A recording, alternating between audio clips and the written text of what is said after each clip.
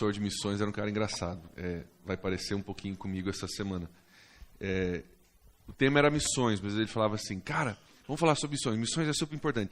Para você fazer missões, você precisa ter um relacionamento com o Espírito Santo. E eu fiz missões, e para você fazer missões, você precisa conhecer o Espírito Santo. E a aula foi mais sobre o Espírito Santo do que sobre missões. Mas ele entendia uma realidade, uma dinâmica que talvez vocês vão me ouvir falar muito. A gente vai olhar agora o capítulo 2, vamos falar sobre Neemias, vamos falar sobre tudo isso. Mas ele entendia uma realidade que é verdadeira para nós também, que o trabalho, o ministério, aquilo que Deus quer fazer através da sua vida, as formas que Deus quer falar contigo e te usar para falar com os outros, acontece através do Espírito Santo. Então, nós vamos estudar algumas coisas teológicas, algumas coisas bíblicas, com certeza, nesse estudo todo o livro. Mas vocês vão me ouvir falando bastante sobre o Espírito Santo, porque ele é crucial para o nosso sucesso, para a gente poder desenvolver bem o nosso ministério. E é Ele quem aplica a palavra de Deus para nós, é Ele quem nos ensina a palavra, é Ele quem revela Jesus Cristo para nós ainda hoje. Então, se você quer ter um conhecimento teológico a respeito de Jesus, você também precisa do mover do Espírito Santo, porque é Ele quem te revela Jesus. Então, você pode conhecer Jesus pelas páginas da Bíblia, pela letra. Eu espero que você conheça, eu espero que você se aplique nisso. Mas eu espero que você tenha em sua aplicação a parceria do Espírito Santo, que vai te revelar algumas coisas transformadoras que talvez você não teria olhos para enxergar no texto se o Espírito Santo não estivesse presente. Tá? Então, para você que está buscando esse ponto de vista teológico também, nós todos precisamos do Espírito Santo. Se Jesus disse, é bom que eu vá, porque se eu for, eu vou enviar o Espírito Santo. Então, meu amigo, sabe o que eu acho que Jesus disse ali? É melhor o Espírito Santo estar com vocês do que eu. Teologicamente a gente entende, porque Jesus tinha um corpo físico e tal, o Espírito Santo pode estar em todos os lugares a todo tempo. Mas Jesus está dizendo, cara, é bom eu ir, porque se eu for, eu mando o Espírito Santo. Então, esse presente de Deus para nós é uma bênção maravilhosa nas nossas vidas. Nós vamos continuar vendo um pouco do agir dele. Antes da gente entrar no que eu quero mostrar a respeito do texto, gostaria que a gente lesse o capítulo 2, de cabo a rabo, rapidinho, aí nós vamos entrar um pouco mais no capítulo 2, nós vamos olhar algumas coisinhas do capítulo 4 também. Mas eu vou pedir a ajuda de vocês, a participação de vocês. Nós vamos ler o capítulo 2 e aí vamos entrar discutindo algumas coisas do 2 e também do 4. Nós temos no capítulo 2 20 versículos. Se 4 pessoas lerem 5, a gente mata a pau. Então, alguém que se dispõe aí a ler os primeiros 5, por favor, lê em voz alta para a gente. Depois disso, mais alguém, subsequentemente, até a gente terminar o capítulo, por favor. 20 anos antes de Neemias começar essas viagens, nós vamos ver que foram mais de uma, para Jerusalém, algumas pessoas já tinham ido, 20 anos antes. Como a gente já falou, eles reconstruíram algumas partes do templo, mas em 20 anos dá para fazer alguma coisa, e eles não estavam conseguindo fazer muita coisa ali. E Neemias é usado por Deus para completar a obra. Neemias é usado por Deus para fazer uma coisa que nós vamos ver daqui a pouco. Não é nada mais, nada menos do que milagroso o que Neemias conseguiu fazer em 52 dias. Nós vamos ver que isso demorou somente 52 dias. Nós vimos que ele começa no capítulo 1 se compadecendo, orando, intercedendo por Jerusalém. Se colocando à disposição de Deus para ser usado para Jerusalém ali. Assim como seria errado a gente pensar que estava tudo bem em Jerusalém porque o templo tinha sido reconstruído, seria errado a gente pensar que está tudo bem com a gente porque nós temos Jesus no coração. Glória a Deus por isso. Mas como a gente falou, tem um monte de coisas que fazem parte da nossa vida, que afetam a nossa vida, que afetam inclusive o nosso ministério, o nosso testemunho e o testemunho de Cristo. Se você duvida disso, deixa eu só abrir teus olhos um pouquinho. 60% dos problemas hoje, no campo missionário ou no campo pastoral, não são problemas teológicos. E nem de liderança e nem de relacionamento. 60% são problemas morais. Morais. São poucos os pastores, missionários, líderes, obreiros, que têm um problema de liderança, não sabe liderar bem, tem um problema teológico, saiu da casinha teológica ou não conseguiu ter bons relacionamentos. A grande maioria dos problemas são problemas morais, tem a ver com as nossas muralhas. Coisas que estão entrando e coisas que estão saindo da gente que nos derrubam no ministério. Nos derrubam no ministério. Então, assim, como achar que eu estou tudo bem do jeito que eu estou, Deus vai me usar poderosamente do jeito que eu estou, sem haver uma reconstrução das minhas muralhas e um renovo espiritual, é você se iludir. É você se iludir. O pastorado, para vocês que estão se preparando para o pastorado não é brincadeira, não. Ser missionário não é brincadeira, não. Ser líder de ministério não é brincadeira, não. Investir na vida de pessoas não é brincadeira, não. Se a gente não tiver firme, forte, renovado, com as muralhas reconstruídas, a gente não consegue. A gente não consegue. E às vezes você até desenvolve um ministério por um tempo e chega lá na frente, não consegue continuar e acaba tendo alguns problemas. Então ele vem para reconstruir essas áreas das nossas vidas que nos fazem vulneráveis a ataques do inimigo e os muros e portões que estão quebrados, que torna a conquista da nossa vida fácil, porque não tem nem barreira, não tem nada nem me impedir, não tem que nem trabalhar demais. O muro e a barreira está quebrada, ele entra com facilidade, Neemias vem para reconstruir isso, para que o povo ali de Jerusalém possa ser vitorioso na sua batalha. O Espírito Santo faz isso para que nós possamos ser vitoriosos na nossa batalha. Então, nós vamos olhar sobre a reconstrução hoje. Pergunta para você: quais muros precisam ser reconstruídos na sua vida? Quais são os portões na sua vida que estão queimados, que precisam ser refeitos, reconstruídos, para que você tenha não somente sucesso na sua vida acadêmica como aluno, mas você tenha sucesso a longo prazo? Eu dou glória a Deus por aquilo que Deus tem feito na PIB, em São Francisco, nesses últimos 5 anos. Mas você sabe de uma coisa? Eu quero chegar lá no fim bem. Eu quero chegar lá no fim da minha corrida amando a minha esposa. Eu quero chegar lá no fim da minha corrida, quando os meus filhos não têm que mais estar debaixo do meu teto, eu espero que eles queiram estar debaixo do meu teto. Está entendendo isso? Quando eles já puderem ter a independência deles, os filhos deles, quando eles não devem mais nada para mim, eu espero que eles queiram estar comigo. E eu espero que eu possa chegar no fim da minha carreira, quem sabe numa cadeira de balanço, eu do lado da Júlia, balançando, contando história. Meio banguela assim, né? Careca e banguela. A pessoa, coitado, misericórdia, só Jesus. O Espírito Santo, esses reparos o Espírito Santo não faz, não tem jeito, gente. É assim mesmo, é genética e não tem jeito.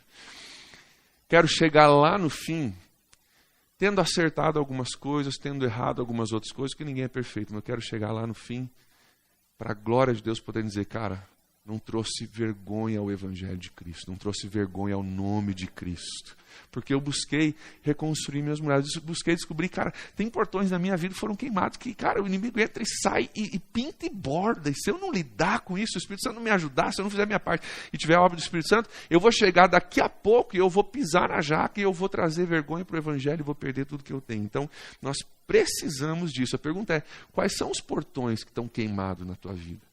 Quais são os muros, as partes dos muros que estão destruídos, que o Espírito Santo precisa reconstruir para você ser vitorioso na sua batalha? Nós vamos ver que Neemias, na figura do Espírito Santo, ele busca reconstruir. Olha comigo de novo no versículo 5 agora do capítulo 2. Capítulo 2, versículo 5. Neemias diz o seguinte: eu respondi ao rei, se for do agrado do rei, e se o seu servo puder contar com a sua benevolência, que ele me deixe ir à cidade onde meus pais estão enterrados em Judá, para que eu possa reconstruí-la. O papel de Neemias é a reconstrução de Jerusalém. O papel do Espírito Santo em nós é a reconstrução daquilo que ainda faltava em Jerusalém, ainda falta nas nossas vidas ainda hoje. Então, eu quero olhar contigo também no versículo 7 a versículo 9. Versículo 7 ao versículo 9, que Neemias, ele pede, nós vimos no capítulo 1, ele pede graça de Deus para que ele possa falar. Ele agora no versículo 5 pede, me ajuda aí a reconstruir. E olha o versículo 7 ao 9 o que acontece. A seguir acrescentei, se for do agrado do rei, já que eu estou tentando conquistar algumas coisas aqui para poder fazer minha obra, se for do agrado do rei, eu poderia levar cartas do rei aos governadores do Transeufrates, para que me deixassem passar até chegar lá. E também uma carta para Asaf, o guarda da floresta do rei, para que ele me forneça madeira para as portas da cidadela que ficam juntos ao templo, material para eu reconstruir, para os muros da cidade e para a residência que eu vou ocupar. Visto que a bondosa mão de Deus estava sobre mim, o rei concedeu os meus pedidos. Versículo 9. E com isso fui aos governadores do Transeufrates, lhes entreguei as cartas do rei, acompanhou-me uma escolta de oficiais do exército de cavaleiros que o rei enviou comigo. Quero que você veja que Neemias, quando ele sai da presença do rei para ir cumprir a sua missão, ele traz consigo cartas que garantem mantimentos e passagem. Mantimentos e passagem, e uma escolta de oficiais do rei que vai junto com ele, porque ele não chega em Jerusalém de mãos vazias, ele não chega sem recurso nenhum, ele chega já com algumas coisas, com alguns documentos legais que o permitiam passar e construir e ter alguns mantimentos que ele precisava. E nós vamos falar um pouquinho mais sobre esses recursos, provavelmente amanhã à noite, especificamente esses recursos que Neemias trazia. Mas quando o Espírito Santo ele vem para nos reconstruir, ele vem com recursos divinos para nos reconstruir. Ele trazia consigo cartas, documentos legais que davam direito a alguns recursos enviados pelo rei. Não era a autoridade de Neemias, era a autoridade do rei por trás de Neemias. E o Espírito Santo faz a mesma coisa. E por causa disso, por causa dessa capacidade de passar e desses recursos que ele traz, além da liderança dele, além da cooperação do povo que nós vamos ver, em 52 dias eles constroem o muro. Tinha gente lá há 20 anos... não tinha conseguido reconstruir. Neemias vem, em 52 dias ele faz. Gente, isso é milagre. Isso é milagre. Nós vamos ver depois, você conhece a história famosíssima. Muita gente fala que eles às vezes, construíam com a colher de pedreiro numa mão e a espada na outra, né? Então não era nem com as duas mãos, às vezes era com uma mão só e vigiando para o inimigo não vir e construindo ao mesmo tempo. Em 52 dias eles conseguem fazer, verdadeiramente milagroso. Então, Neemias ele vem com recursos do rei para essa reconstrução. O Espírito Santo vem sobre as nossas vidas com recursos divinos para fazer uma reconstrução milagrosa em nós também. No versículo 10 do capítulo 2, nós lemos o seguinte: Sambalat, o Horonita, e Tobias, o oficial amonita, ficaram muito irritados quando viram que havia gente interessada nos bens dos israelitas. Outra coisa que a gente aprende sobre o Espírito Santo, sobre Neemias, ele se interessa pelo bem.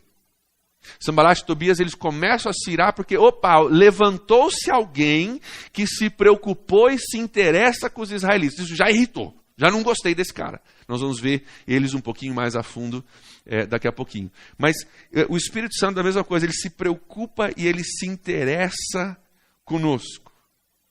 Ele não só se interessa com o que você está, mas ele se compadece, nós vimos no capítulo 1, ele chora, ele intercede, nós vimos no capítulo 1, nós vimos que Paulo diz que o Espírito Santo faz isso, ele intercede por nós, ele se move, ele vai até o rei, fala com o rei, pede ao rei, ele ora a Deus primeiro, mas ele se move, ele faz alguma coisa para ajudar e ele traz consigo recursos. O Espírito Santo se compadece por nós, ele ora por nós, ele vai ao rei, ele fala com Deus a nosso respeito, e ele traz recursos também para nos ajudar. A vitória na nossa vida depende de uma parceria com alguém como Neemias, com alguém como o Espírito Santo para as nossas vidas. Graças a Deus pelo Espírito Santo, que não só intercede, mas se move também e traz recursos para a nossa vida. Agora vamos ver um pouquinho sobre os nossos inimigos. Os nossos inimigos na nossa vida espiritual e os inimigos de Neemias nesse texto, Sambalat e Tobias. Antes da gente ter vitória na reconstrução das nossas muralhas e o renovo espiritual, nós temos que entender não somente quem vem para nos ajudar, mas nós temos que entender quem está no meio do caminho para nos atrapalhar. Nós precisamos ter uma visão tão clara da pessoa do Espírito Santo, quanto também do inimigo das nossas almas e como ele age, qual é a função dele, como que ele opera, para que a gente saiba com quem que a gente está lidando. Eu quero falar contigo um pouquinho a respeito disso. O que vem para a sua mente? Você não precisa responder, mas pense.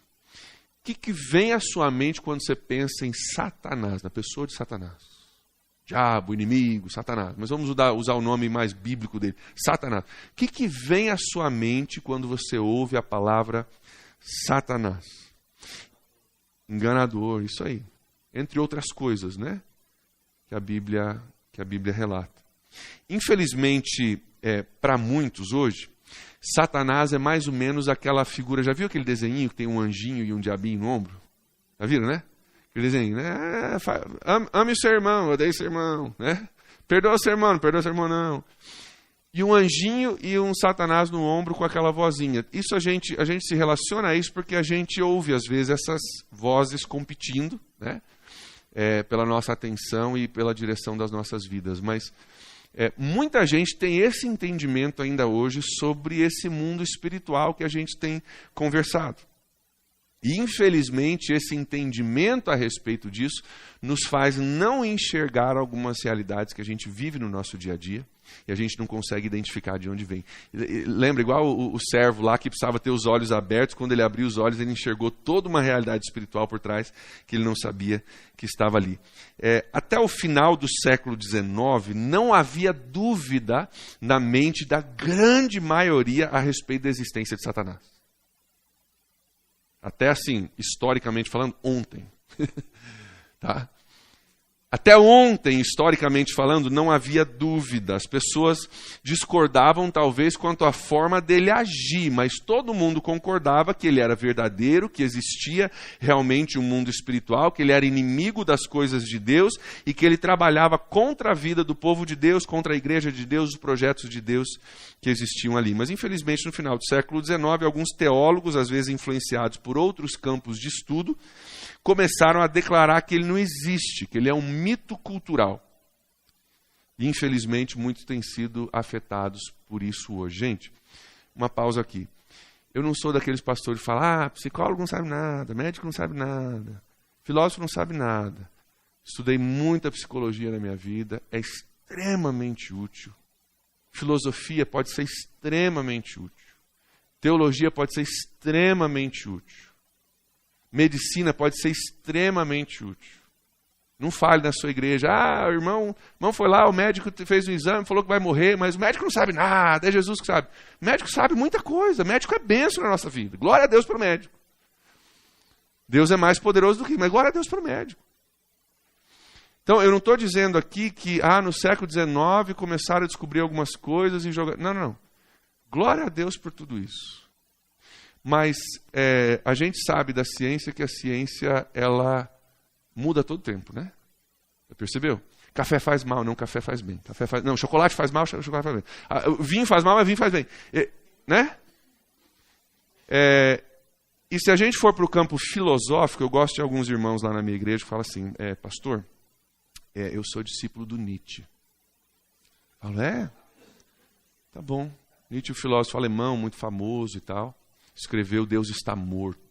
A célebre frase, Deus está morto. Cara, você é filósofo, você é seguidor do Nietzsche. Você já estudou como é que Nietzsche morreu? Não, pastor, eu sei que ele morreu. Vai ver. Você vai ver que ele morreu depressivo e sozinho. Sozinho e depressivo. E você segue. Nem para ele não funcionou toda a filosofia dele. E você segue esse cara. Estou dizendo que ele não tenha coisas úteis, coisas boas, tem muita coisa útil, coisa boa, tá? Mas vamos entender que, às vezes, esses outros campos de estudo e de ciência entraram e começaram a falar, não, isso não existe, isso é coisa da mitologia, isso é coisa da nossa cabeça, e fizeram com que alguns começassem a crer que realmente esse mundo espiritual não existe. Eu diria hoje que a maior mentira do diabo é que ele não existe. A maior mentira do diabo é que ele não existe. E tendo vivido e pastoreado por muitos anos, vivido 14 anos, pastoreado por 7 nos Estados Unidos, um mundo que hoje no campo de psicologia, de psicanálise, até mesmo um pouco de filosofia, é um dos campos mais ricos do mundo, eu diria para você que tem muita coisa que se passa como problemas psicossomáticos, que na realidade são problemas espirituais. Os Estados Unidos é um país extremamente rico economicamente, extremamente pobre emocionalmente. Extremamente pobre. Extremamente pobre. Então não vamos cair nessa mentira de que não existe isso. A Bíblia nos diz claramente em dezenas de textos que existe um ser chamado Satanás. Em Ezequiel, capítulo 28, nós vemos que ele é um anjo que se rebelou contra Deus, que levou consigo 1/3 dos anjos, que esses anjos que se rebelaram são chamados de demônios. E assim como existe Deus, e existem anjos que ministram aos seus santos, existe Satanás, existem anjos também, demônios que trabalham contra isso. E o propósito de Satanás, junto com os seus demônios, é trabalhar contra os objetos do amor de Deus, que somos eu e você. É trabalhar contra o lugar da adoração e da habitação de Deus, que é o meu coração, o seu coração, o meu espírito, o seu espírito, assim como acontece nesse texto aqui de Neemias. O desejo deles é fazer o que a Bíblia diz que aconteceria em 1 Timóteo capítulo 4, versículo 1. Vou ler rapidamente para vocês. O Espírito diz claramente que nos últimos tempos alguns abandonarão a fé e seguirão espíritos enganadores e doutrinas de demônios. Será que isso acontece? Será que isso é verdade? Será que isso ainda acontece? Isso ainda está falando de algumas coisas que já acontecem hoje e coisas que ainda vão acontecer. Então, se você acha que isso não existe, a Bíblia está falando que isso ainda vai acontecer ainda mais para frente. E o desejo dele é que nós venhamos abandonar a fé e seguir a ele. No livro de Neemias nós vemos Satanás sendo representado, eu creio, por Sambalat e Tobias. Assim como esse livro está cheio de tipos, de exemplos, Neemias é o Espírito Santo, Jerusalém é a nossa vida, Sambalat e Tobias representam aqui Satanás e os seus demônios. E eles se irritam no capítulo 2, versículo 10, que eu acabei de ler. Vou ler de novo agora com vistas na reação deles. Sambalat, o Horonita, Tobias, o oficial amonita, ficaram muito irritados quando viram que alguém se interessou pelo bem de Jerusalém. Você está tentando ajudar, Neemias. Você está se interessando, você está se movendo para que haja a reconstrução total. Que absurdo isso! Onde já se viu um negócio desse, eles se irritam com eles gostavam de Jerusalém do jeito que estava. Nós vamos ver depois que politicamente era vantajoso para eles ter Jerusalém do jeito que estava. Olha de novo o versículo 10 comigo. Sambalat, o Horonita, Tobias, o oficial amonita, eles eram de outros reinados. Ele não era do povo de Deus. Para eles era vantajoso que Jerusalém tivesse ali meia boca. Porque daí a gente consegue ter um controle maior. A gente dá a eles a impressão de que eles têm um controle, mas a gente deixa eles vulneráveis suficientes que eles não possam verdadeiramente se levantar e se tornar um povo independente. Será que é assim que o diabo trabalha na nossa vida? Vamos deixar um pouquinho, vamos deixar ele sentir que está legal, ela sentir que está tudo bem, mas não vamos permitir uma reconstrução das muralhas, que nós precisamos deixar ele com um cristianismo meia boca, mais vulnerável. A hora que a gente precisar, a gente entra e sai, e não vamos deixar ele se reconstruir de tal forma que ele se torne forte, independente e possa se separar da nossa influência. Eles não querem isso. Eles não querem isso. Eles se irritam, querem a Jerusalém vulnerável e controlável. O diabo faz a mesma coisa com a gente. Que a gente fique pela metade, que a gente fique, como a gente diz por aí, um pé na igreja, um pé no mundo, né? Que a gente fique meio quente, meio frio. Pode até vir para a igreja, mas não se entrega com tudo, vai. Vem para a igreja, faz as coisas, faz aquilo que você tem que fazer, mas não se entrega. Isso aí o diabo não admite na minha vida e na sua vida.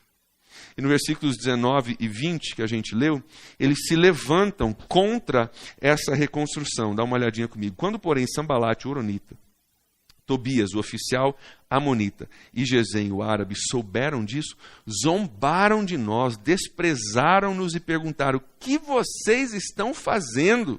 Vocês estão se rebelando contra o rei? Finzinho do versículo 19. Eles questionam o que está acontecendo, eles se levantam contra, eles zombam deles e começam a desprezar daquilo que estava acontecendo. Da mesma forma, Satanás e seus demônios faz com a gente. Quando a gente permite que o Espírito Santo venha e comece a restaurar a nossa vida, quando a gente entende algumas coisas que nós vamos entender nessa semana, e a gente pede ao Espírito Santo, cara, tem um parceiro que vem de Deus, com recursos espirituais de Deus, para reconstruir áreas da minha vida, para que eu tenha sucesso. Quando Satanás entende que a gente viu isso, que a gente enxergou isso, ele começa a se levantar, começa a zombar, começa a desprezar e se levanta contra isso. Eu vejo isso acontecer na minha vida e na vida de muitos, onde Deus quer fazer algo especial. Talvez você tenha tido essa experiência na sua vida, eu tenho essa experiência como pastor muitas vezes. A pessoa acaba de tomar um passo em obediência a Cristo, Deus está transformando a vida dela, ela decide, pastor, eu quero me batizar, eu quero declarar para a minha família, para os meus amigos que algo em mim mudou, eu quero dar um testemunho público e vivo de que Jesus está mudando a minha vida. Cara, que bênção, que gostoso, nós vamos ter batismo agora domingo, tem 12, 13 pessoas sendo batizadas, a gente faz uma festa. Eu tenho uma regra no batismo na igreja. A gente louva durante o batismo e fala, ó, vou mergulhar a pessoa. Quando eu voltar, você tem que gritar, bater palma, soltar rojão, faz uma festa. A gente faz uma baderna lá no batismo. Mas o que acontece muitas vezes depois de uma pessoa que toma esse passo tão importante de obediência? Eu até aviso eles no curso pré-batismo. Se prepara que na outra semana vai furar pneu do carro, você vai brigar com a tua esposa, o cachorro vai morrer, alguma coisa errada vai dar. Se prepara porque vai dar problema. Porque você acaba de declarar publicamente que tem algo acontecendo. Cara, que eu entendi que tem um projeto de construção aqui, ó. E você quer saber, o templo já está sendo reconstruído, não vai parar por aí não, tem mais coisa vindo. E Deus está reconstruindo, as coisas estão mudando, eu quero que todo mundo veja que as coisas estão mudando. Chama meu pai, chama minha mãe, meu primo, meu irmão, chama todo mundo para ver que Jesus Cristo está mudando a minha vida. E naquela semana, o cara perde emprego, fura o pneu do carro, né? Briga com o cachorro, que briga com o gato, que briga com o papagaio, e assim por diante. Às vezes depois de alguém dar um testemunho numa igreja, às vezes depois de Deus te usar de uma forma muito especial, às vezes você talvez tenha essa experiência, Deus te usou de uma forma especial, você trouxe uma palavra, você sentiu que Deus, cara, te abençoou para você ser útil em algum momento, e às vezes depois disso vem um ataque, vem uma dificuldade, porque Sanbalat e Tobias se levantam e falam, opa, peraí, tem alguém se interessando, tem alguma coisa acontecendo, tem um movimento acontecendo para melhorar a vida dessa pessoa, tem recursos de Deus sendo enviados para abençoar o projeto de Deus na vida dessa pessoa. Não, que absurdo isso. Não pode, nós não vamos deixar isso acontecer. Satanás nos ataca às vezes através de uma tentação, uma coisa mais espiritual, às vezes através de uma coisa física. Vem para machucar, vem para matar, vem para realmente tentar nos afetar de forma física, às vezes até mesmo de forma relacional, casamento, família, né, coisas que acontecem no nosso relacionamento. Às vezes é uma coisa bem óbvia, uma coisa bem clara, bem concreta, que você consegue identificar e falar, não, aqui realmente foi um ataque espiritual contra a construção de Deus na minha vida, foi realmente um levantar do inimigo. Às vezes é uma coisa um pouco mais sutil. Quero olhar contigo agora, lá no capítulo 4, dá uma adiantadazinha aí comigo, lá para o capítulo 4. Versículos 1 ao 4 diz assim, quando Sanbalat soube que estávamos reconstruindo o muro, ficou furioso. Ridicularizou os judeus e, na presença dos seus compatriotas e dos poderosos de Samaria, disse, o que eles frágeis judeus estão fazendo? Será que vão restaurar o muro? Irão oferecer sacrifícios? Irão terminar a obra num só dia? Será que vão conseguir ressuscitar pedras de construção daqueles montes de entulho e pedras queimadas? Tobias, o amonita, que estava ao seu lado, completou. Não estava bom só a zombaria. Vamos completar essa zombaria. Completou. Pois que construam. Basta uma raposa subir lá para que esse muro de pedras desabe. Ouve-nos, ó Deus, pois estamos sendo desprezados, o povo de Deus diz. Faze cair sobre eles a zombaria e sejam eles levados prisioneiros como despojo para uma outra terra. Já sentiu isso na tua vida? Que construa! Basta uma raposa subir lá que quebra todo esse negócio aí. Que é você? Você tá maluco? Tá achando? O pastor chegou lá, abertura do semestre, falou, Deus tem um projeto para a sua vida, não se contente com o cristianismo meia boca, Deus quer te usar para ser refúgio e fortaleza na vida de pessoas. Você se empolgou, passou a semana, constrói aí. Você não vai dar nada, não.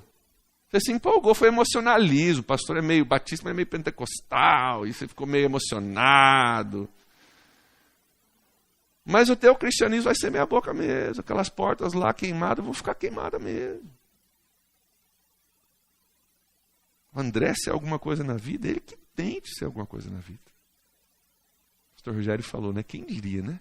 Nós dois aqui hoje, né? Só a graça de Deus, meu irmão. Só a graça de Deus. Aliás, quanto mais tempo eu vivo no ministério, mais eu descubro que é só a graça de Deus mesmo. É só a graça de Deus. Se Deus tem a mão sobre você, para o ministério, seja um ministério formal de igreja, ou seja um ministério de amar as pessoas ao teu redor, lá no teu trabalho, na tua escola, na tua rua. Se Deus tem a mão sobre você, teu trabalho é simples. Ou se obedeça. Ou se obedeça. Deus faz o resto. Ah, mas para onde que eu vou? Como que eu faço? Você não precisa saber disso. Ouça e obedeça. Pastor André veio para cá com a esposa grávida de 2 meses. O pessoal lá falando, pastor André, você tem o melhor plano de saúde do mundo, os melhores hospitais do mundo. Fica aqui mais 6 meses, ganha teu filho aqui, depois você vai falar, eu tenho uma palavra de Deus, eu não posso fazer isso, preciso ouvir e obedecer. O que você vai fazer lá? Não sei. Você vai ganhar dinheiro fazendo o quê? Não sei. Você vai morar? Não sei. Você vai trabalhar do quê? Não sei. O que eu sei? Eu tenho um Deus que tem um projeto na minha vida. Ele falou comigo, eu ouço e obedeço. Ele que tem que saber. Hoje eu estou vivendo, ministerialmente, um sonho. Um sonho. Tem suas dificuldades? Tem, mas é um sonho. Se Deus me desse uma carta em branco, uma página em branco, e dissesse assim, André, descreva a igreja que você sonharia pastorear e a cidade que você sonharia morar. Eu descreveria São Francisco do Sul e a primeira igreja batista da ilha. Você não precisa saber todas as coisas. Você precisa ouvir e obedecer. Você precisa ouvir e obedecer.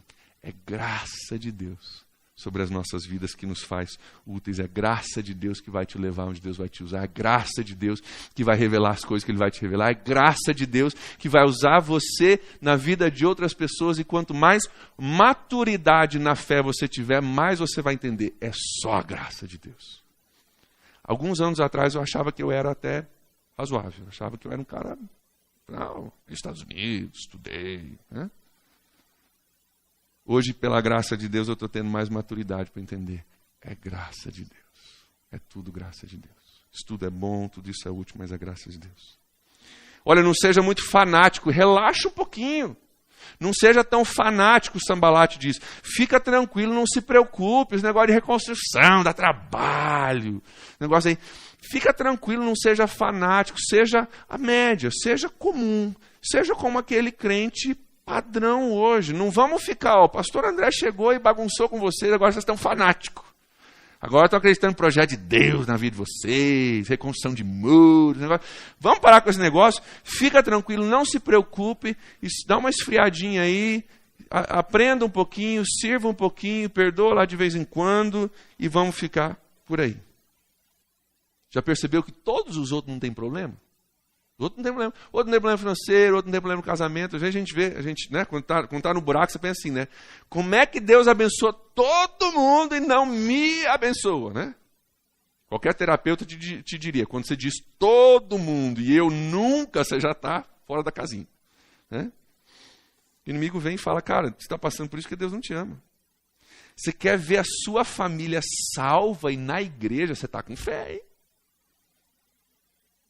Você está crendo, você está orando para tua mãe, teu pai, teus filhos, teu vizinho, teu primo, ser salvo e vir para a igreja conhecer Jesus. Ah, para, né? Basta uma raposa subir no muro dessa tua oração aí que ela derruba ela. Para com isso. Lê a Bíblia não, você não vai entender o que diz. Ou você vai entrar num detalhe aí, você vai ler a Bíblia e vai começar a pensar mais de teologia, mais de informação do que transformação. Deixa o pastor, é o que acontece muito, deixa o pastor te dizer o que a Bíblia diz. Não lê você não, deixa o pastor ler. Fica você aí meia boca, sem muita informação, só recebendo aquilo que você ouve.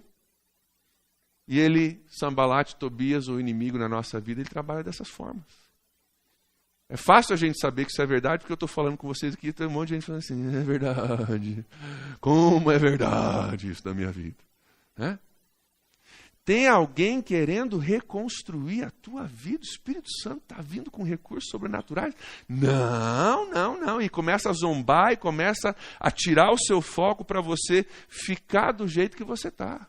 O intuito aqui não era só argumentar contra. O intuito aqui é parar a obra. Porque se eles conquistam o coração do povo ali, Neemias sozinho não reconstrói nada. O Espírito Santo precisa que você entenda, compreenda e acredite no projeto de Deus, porque é uma parceria entre você e o Espírito Santo.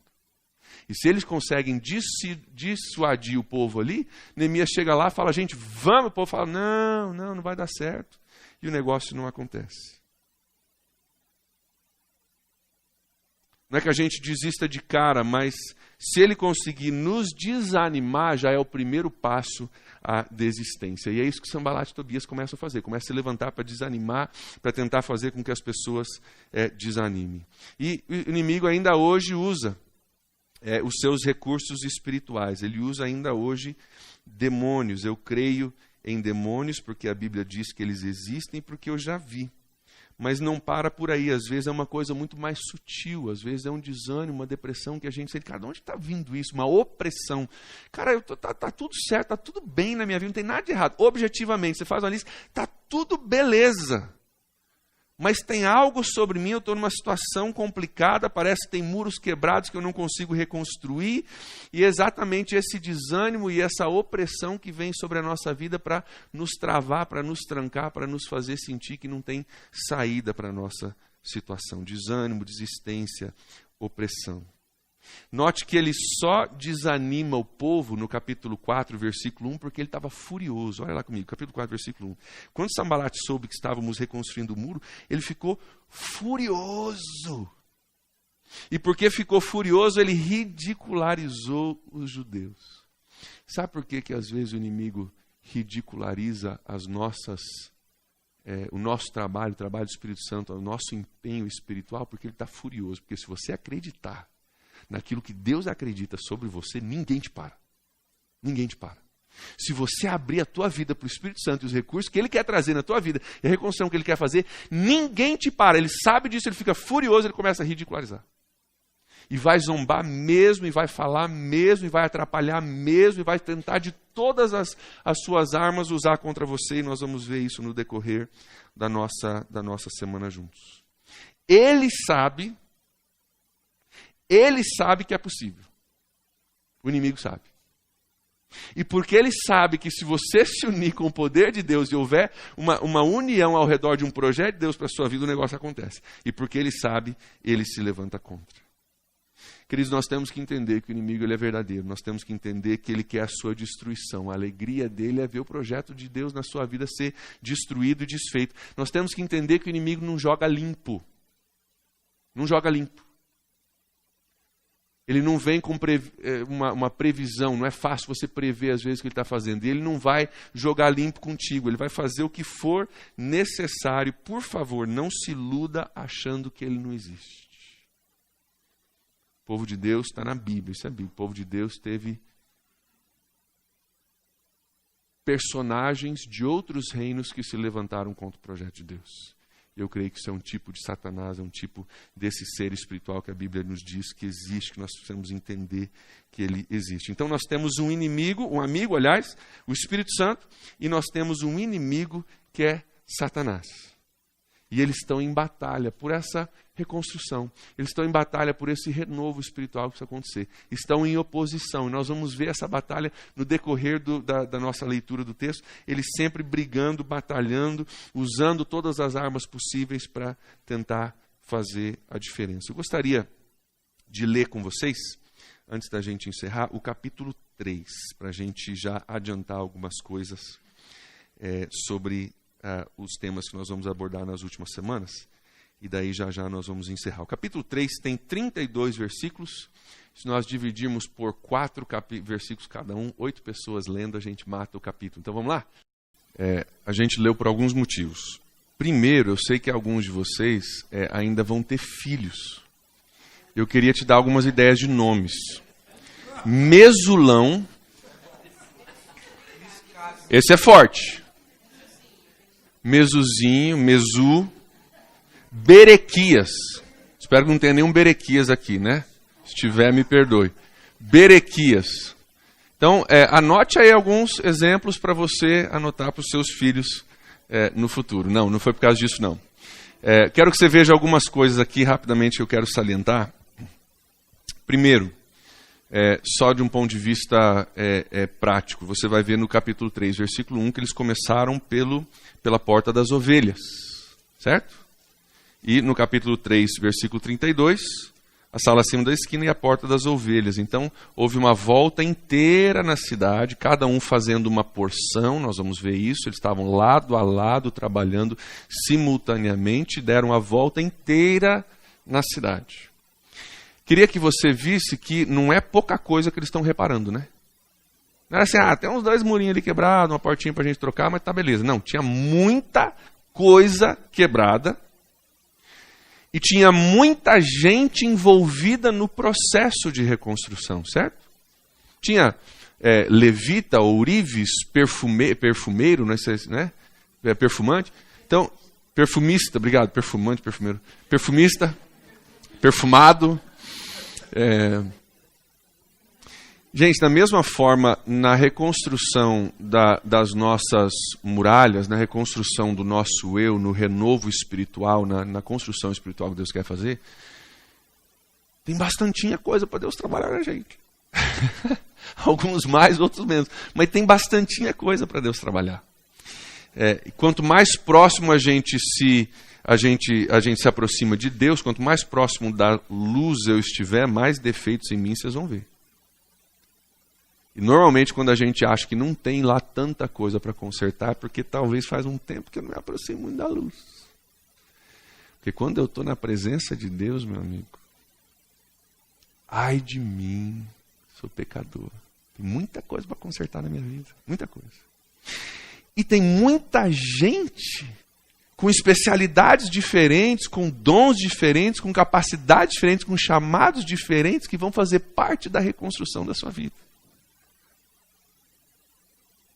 Na minha caminhada de fé, Deus tem usado muita gente para reconstruir, está usando ainda muita gente para reconstruir minha vida. E gente de caminhos muito diferentes. Deus tem usado algumas pessoas que a gente diria mais tradicionais para me ensinar algumas coisas, para reconstruir algumas coisas na minha vida. Deus tem usado experiências muito fortes, que a gente diria pentecostais, para reconstruir algumas coisas na nossa vida. Será que na tua vida tem que ser só ourives reconstruindo? Será que na tua teologia só tem um autor na tua estante? Na tua experiência de igreja só tem um jeitinho? Cara, tem um monte de gente envolvida nesse processo de reconstrução. E para você ser reconstruído, você tem que estar aberto a um monte de gente diferente, perspectiva diferente. Que Deus é capaz sim de usar aquele irmão, aquela irmã na tua vida. Você tem alguma coisa para aprender com ele. Com ela. Ah, não, mas pastor, não, aquele irmão não, aquela irmã não. Eu sei que tem coisa errada, mas com aquele irmão, aquela irmã eu não posso aprender nada.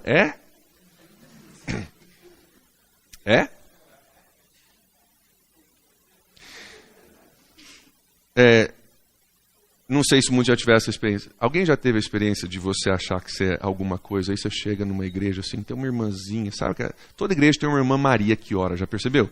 Tem uma irmãzinha Maria que ora. Do coque, E você está na presença daquela irmãzinha Maria e você descobre, essa irmãzinha Maria conhece Jesus de um jeito que eu não conheço. Já teve essa experiência?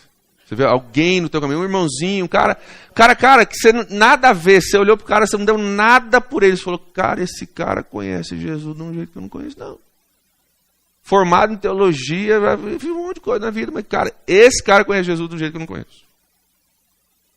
Ou às vezes é uma interpretação do texto que a sua caixa teológica diz que não pode. Tive uma briga com o meu professor de pregação no mestrado. Falei, cara, eu entendo, show de bola, concordo contigo, entendi, você está me ensinando, beleza. Deus já falou contigo e já te deu uma interpretação de um texto que não estava dentro da tua caixa teológica? Já. Você pregou? Preguei. Falei, então, você tinha que falar essa parte aí também no teu ensinamento, porque você está ensinando a gente só na caixinha. E às vezes Deus vai usar alguma coisa, vai ter um encontro contigo, vai usar um irmão para te mostrar uma coisa que você não imaginava. Sabe qual é um dos riscos que a gente corre nesse projeto de reconstrução são 3. Primeiro, pensar que tem pouca coisa, tem bastante coisa. E o projeto vai continuar. A gente sabe disso, falando agora teologicamente, o processo da nossa santificação, né, continua. Primeiro é você pensar que tem pouca coisa. Segundo é você pensar que é só alguns irmãos que vão usar. Não, Deus vai usar muita gente. Aprenda a ouvir, aprenda a ter a humildade de você ouvir. Se você quer uma palavra teológica, vou jogar uma palavra assim bem complicada para vocês acharem que, né, pelo menos o pastor falou bastante sobre o Espírito Santo, mas jogou uma palavra difícil. Tenha humildade epistemológica. Epistemologia é como que eu sei que o que eu sei é verdade. Epistemologia, o estudo de como que eu sei que eu sei a verdade. Tenha humildade epistemológica. Cara, talvez o que eu sempre fui ensinado que é verdade, talvez eu tenha um irmão que pode me ensinar algumas coisas um pouco diferentes. Vai saber. Tenha humildade epistemológica. Sabe por quê? Porque 90% do que você só sabe porque alguém falou para você que é assim. Você nunca estudou, você nunca verificou. 90% que você sabe, você nunca verificou. Certo? Você nunca foi estudar. Então, tem humildade epistemológica. Se você não tiver isso, você pode cair no terceiro risco, que é um risco muito grande.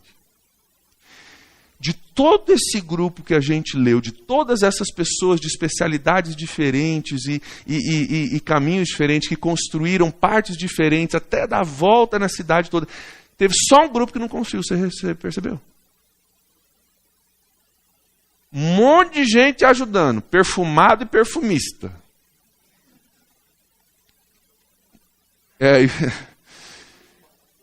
E tinha alguns que não construíram. Olha comigo, capítulo 3, versículo 5.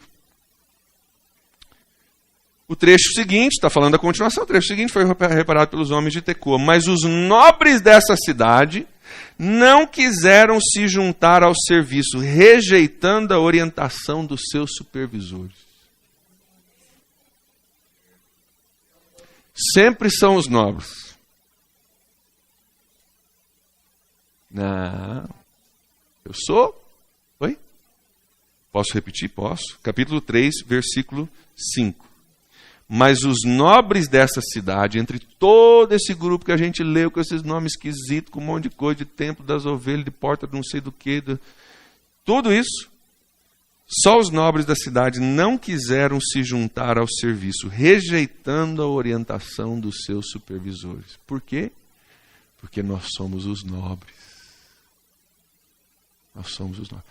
Trabalhar lado a lado com um monte de gente. Não. Os outros trabalham, eu não. Gente, até hoje o orgulho está mexendo com a gente, até hoje o orgulho está derrubando muita gente, até hoje o orgulho está nos tirando da briga, até hoje o orgulho está nos roubando daquilo que Deus tem para nós. Para mim e para você. Para mim e para você. Até hoje, o orgulho é uma das coisas, se ele não consegue te desviar, se ele não consegue te tirar do foco, se ele não consegue lutar contra você, né, espiritualmente, fisicamente, se ele não consegue levantar alguma coisa contra você, ele te pega uma coisa muito mais perigosa, que é o orgulho. E você fala, cara, não vou reconstruir não sei não, isso é para os outros, isso é para aqueles mais fanáticos, aqueles mais necessitados de verdade, mas nós somos nobres. E a gente se exclui do processo, e por nos excluirmos do processo, nós também nos excluímos da bênção, da glória, da recompensa, do projeto de Deus. Nós vamos ver isso nos dias seguintes juntos. Então sejamos nós, seja você ourive, seja você perfumista, seja você levita, seja você o que for. Vamos entender que tem muita coisa para ser reconstruída. Nós precisamos de um monte de gente, de tudo quanto é tipo diferente de gente que Deus vai usar na nossa vida. E juntos nós vamos do portal das ovelhas, vamos dar a volta, vamos voltar no portal das ovelhas de novo. Vai ficar certinho, fechadinho para a glória de Deus. Gostaria de encerrar, porque eu sou pastor, vou encerrar orando por vocês e pedindo para vocês pensarem em algumas coisas. Para a gente fechar hoje à noite, a gente vai encerrar um pouquinho mais cedo. Mas antes da gente encerrar, por favor, não perca essa parte, tá? Que é aqui que a gente pega o que a gente leu e a gente aplica a nossa vida, que é a parte mais importante. Você pode ter um monte de conhecimento e não afetar aqui dentro. Nós precisamos que afete aqui. Por onde que o inimigo tem conseguido acesso à tua vida ou à minha vida? Por onde que o inimigo tem conseguido acesso à tua vida ou à minha vida? Qual é o muro que está quebrado? E o que você precisa pedir a ajuda do Espírito Santo para reconstruir? Você já sabe, é só você parar para pensar. Qual é o muro? Qual é a porta? Dá nome a ela, ao muro, à porta. E na sua mente aí você pensa, você dá nome aí na sua mente, o que está dando acesso muito fácil ao inimigo, e eu preciso que o Espírito Santo reconstrua em mim, para eu ter muralhas fortes, para eu ter um renovo espiritual. O que eu preciso para mim? O nosso trabalho nesse processo é não sermos os nobres e reconhecermos que a gente precisa sim, a gente precisa de muita ajuda, ajuda de muita gente, e nós fazemos isso através do nosso arrependimento, a nossa confissão e arrependimento. Sabe o que é confessar? Confessar é você falar o que é verdade. Você falar o que é verdade. Quando eu confesso algo errado em mim, eu estou falando para Deus, é verdade, tem um muro quebrado em mim. Tem portas destruídas que o inimigo entra e sai, e às vezes eu não consigo controlar o que ele faz na minha vida. É verdade. Eu confesso. E eu coloco isso diante de Deus pedindo a ajuda de Deus. Onde é que ele tem te atacado? É uma coisa mais demoníaca, o ataque mais espiritual? Tem solução para isso. É uma coisa mais emocional a nível de depressão ou opressão? Deus tem saída para você nisso. É um desânimo, é uma falta de coragem, uma falta de visão. Você crê em tudo que eu falei para os outros, mas para você não crê. Se agarra nesse Espírito Santo que está vindo com autoridade, cheio de recursos, enviado pelo rei para reconstruir. Se agarra nele. Vai que é verdade esse negócio. Se agarra nele. E hoje eu gostaria de encerrar te convidando a declarar para o seu inimigo que a história não terminou ainda. Que a tua história não terminou ainda não. Que esse processo, esses dias aqui na FATEB, esses anos na FATEB, fazem parte desse processo. É mais uma seção do muro que Deus está construindo. E vai ficar forte, vai ficar bom. Vai aguentar raposo e um monte de gente, carruagem passando por cima, gente atacando, vai aguentar um monte de coisa. E Deus está usando a FATEB, Deus está usando cada professor, Deus está usando os seus irmãos, o conflito teológico que às vezes tem aqui para te ensinar que às vezes aquilo que você aprendeu, você nunca questionou, agora você vai questionar, vai descobrir, opa, humildade epistemológica. Deus está construindo isso em você. Declara hoje, nós vamos orar daqui a pouco, declara ao teu inimigo, minha história não acabou ainda não. Eu sei onde é que eu estou, eu sei que não estou 100%, eu sei que tem coisa, mas não acabou ainda. Não acabou ainda. Tem alguém que se interessou pela minha causa. Tem alguém que o rei enviou que se interessou por mim, ele intercedeu por mim, ele foi ao rei, ele se moveu, ele está vindo com um recurso lá do rei para me ajudar. Tem alguém que se interessou por mim, minha história não acaba aqui não. Não sei se vai demorar para você 52 dias, ou 52 semanas, ou 52 anos, não sei. Como? 52 anos, melhor não, né? O tempo é Deus quem determina. Nós vamos ver amanhã e depois que a sua parceria também faz uma diferença nisso. Não é só o Espírito Santo que vem com uma varinha mágica, nós vamos falar sobre isso. O tempo é Deus quem determina e a sua cooperação faz diferença nisso. Mas o que eu sei é o seguinte. Quando o Espírito Santo tem acesso para fazer, ele faz por completo. Ele faz por completo. Então vamos dar acesso ao Espírito Santo, vamos falar com ele sobre as muralhas que precisam ser reconstruídas, vamos pedir a ele ajuda, vamos confessar aquilo que é verdade a nosso respeito, vamos dizer, Espírito Santo, vem com esse recurso teu aí, cara, que eu estou precisando. Eu não quero ser só média, não quero só ser comum, não quero ser além do comum. Nosso mundo está cada dia mais quebrado, gente. Nós estamos lidando nas igrejas com problemas que aconteceram. A família quebrou 40 anos atrás, 30 anos atrás. Nós estamos com um monte de sintoma de família quebrada dentro da igreja. Meu irmão, minha irmã, se a gente não estiver bem, Pode ser o melhor teólogo do mundo. Eu dou graças a Deus por ótimos teólogos. Mas se a gente não tiver vida com Deus, a gente não consegue transpassar isso para ajudar a vida de pessoas. Então vamos ter teologia? Vamos, cara, vamos ter teologia. E aí vamos pedir ao Espírito Santo que Ele junte a nossa teologia com a prática, a praxis da teologia. O Espírito Santo, se Ele soprar o sopro dele sobre isso, boa formação teológica, vida com Deus, mano, ninguém te segura. E o mundo precisa de homens e mulheres assim. Vamos orar?